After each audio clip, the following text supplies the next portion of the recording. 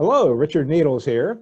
I am speaking today with Tessa Lawrence, an HR colleague I've known for quite some time, and I am wanting to get Tessa's comments on mentors in her life. Tessa, good morning. Hope you're having a great day. Good morning, Richard. Thank you for inviting me. You're very welcome.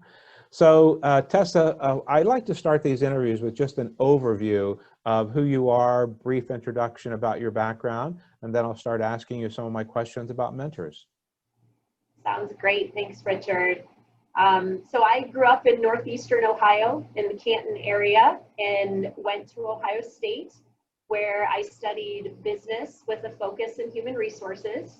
I met my husband of 16 years while at OSU. We did also live in Denver, Colorado for about 4 years after college. But we've been back in the Columbus area for quite some time now, where we have our 2 children here. I have a daughter who's almost 12 and a son that just turned 10. I'm currently the director of HR for Aerotech Professional and Aston Carter. I've been with that company for about 17 and a half years now. And in my current role, I'm responsible for really all the components of talent acquisition, talent assessment, talent development, and talent management. Very good. Very good. And full disclosure, since we have an Ohio State connection, I should let the audience know who might be watching on YouTube or LinkedIn that you and I met in the College of Business alumni section, Ohio State football game, 9 or 10 years ago. We've been trying to figure it out, but we've been nice buddies and colleagues ever since. So I'll say go Bucks and go Ohio State. Thank you. Absolutely. You never know where you may meet a great mentor. There you go. Oh, there you go. Thank you.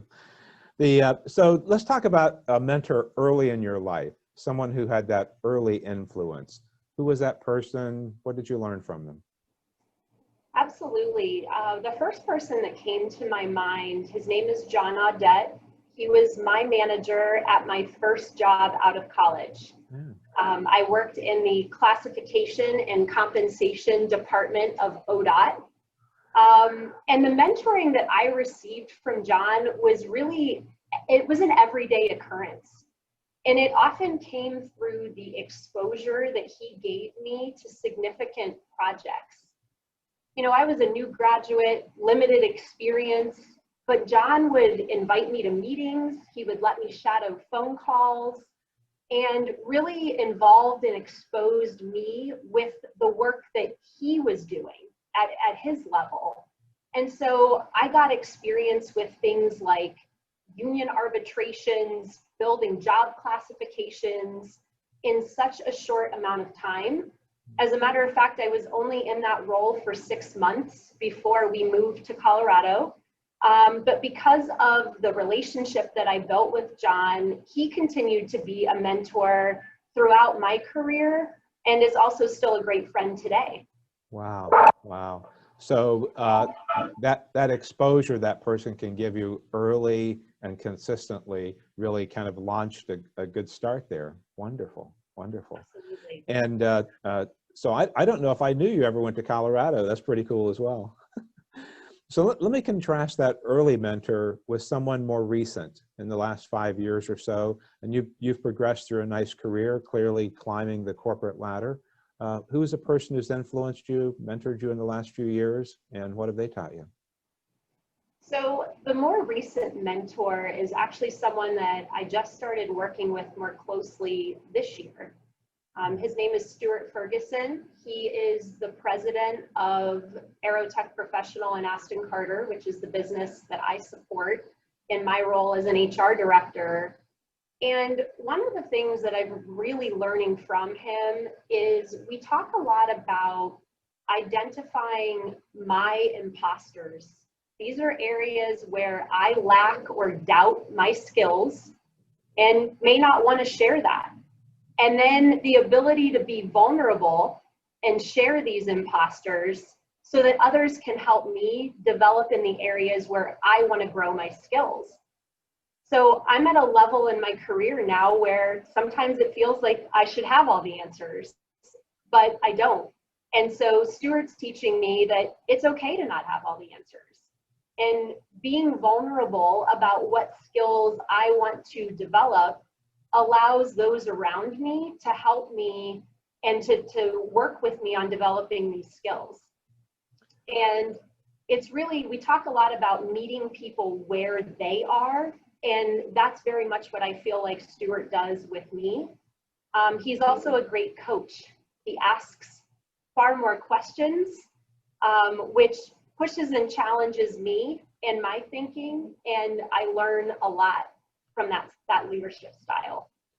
Wow. There's a recurring theme with a couple people about mentors really ask good questions. You're reinforcing that.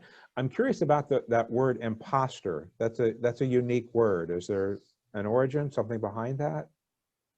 It's something we talk a lot about in our company, is just that belief that we all have an imposter.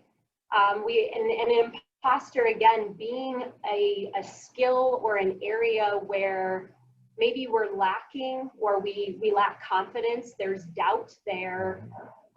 But it's also comes with the fear of others finding that out, and how that might be viewed. And so it's an imposter, we hide from it a little bit. We don't want others to see it.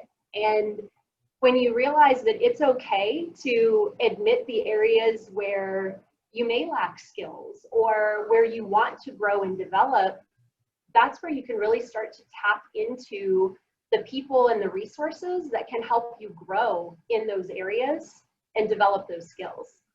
I love this connection and that idea of an imposter, getting out of that by being vulnerable and saying, yeah, I don't know, let's go find the answer, let me find the answer, and then back to asking good questions. Wow. I'm equating it almost in today's world of let me take off the mask, and I don't have to wear that mask that I may not know that. Right. Fascinating concept. So I know that in your position, in your life, in your role, and because we know each other a little bit, just because of the person you are, I'm sure you get approached to be a mentor. So if you were going to give some advice, tips to somebody who was considering being a mentor, what would you say to them? A few things that I would consider is, first, making sure that you have the time to give to the person. I think that's an important part, and sometimes if you take on too many individuals to mentor, it can be difficult to truly give them your time. So making that commitment.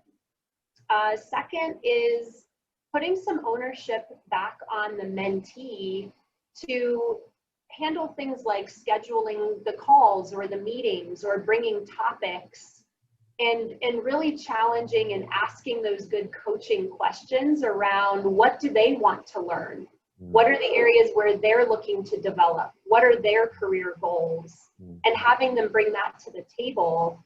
And then the last thing is that I know I have had mentors that have provided great support to me, and I think support is important, but I really believe that the growth of the person you're mentoring comes when you push and you challenge those individuals. So being that great coach, challenging individuals is what will ultimately help them grow and reach their goals.